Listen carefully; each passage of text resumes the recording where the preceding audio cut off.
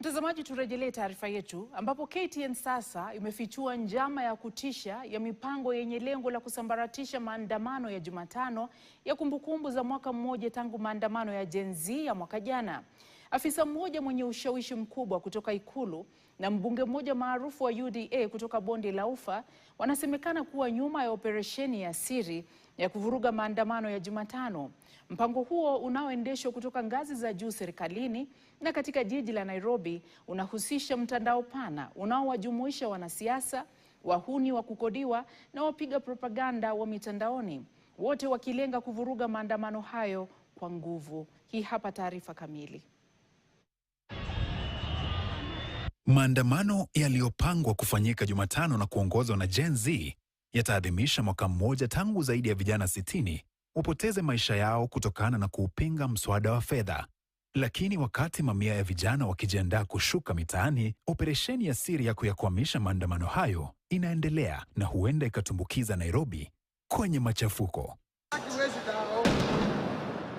KTN imebaini kuwa njama hiyo ya fiche inayoungwa mkono na maafisa wa ngazi za juu katika chama tawala na serikali ya jiji inalenga kuanzisha vurugu na machafuko kwa kisingizio cha kudhibiti umati na kulinda mali. Kikosi cha wahuni nacho kimeandaliwa ili kushambulia hasa wanawake kama njia mojawapo ya kuzua wasiwasi na kuleta hofu. Isitoshe, kuna mpango wa kuwanyang'anya simu waandamanaji ili kuzuia kurekodi ukiukaji wa haki au ukatili wa polisi. Nafikiri hawa vijana wachache wamekuja Nairobi na rungu ndio wameletea shida, mkuje wiki ijayo ndio mjue vijana hapo kwa wako hapo. Vijana mko? Wangapi wako tayari kudefend serikali? Twende Nairobi. Twende Nairobi. Tupambane na hao. Mwanasiasa huyu William Kamket, mbunge wa Tiaty, Baringo, amekuwa akizungumza waziwazi akichochea vurugu dhidi ya waandamanaji.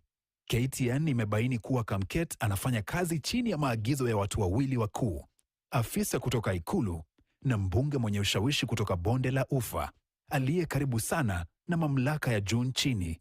Katika mpango huu fiche, KTN imegundua kuwa wabunge wengine 5 pamoja na gavana mmoja wamepewa majukumu mahsusi ya kuvuruga maandamano hayo. Katika mpango huu fiche, KTN imegundua kuwa wabunge wengine 5 pamoja na gavana mmoja wamepewa majukumu mahsusi ya kuvuruga maandamano hayo. Wabunge waliotajwa ni 2 kutoka kaunti ya Kisii, 2 kutoka Mlima Kenya na mbunge mwanamke kutoka Bonde la Ufa. Mnamo Jumatatu Juni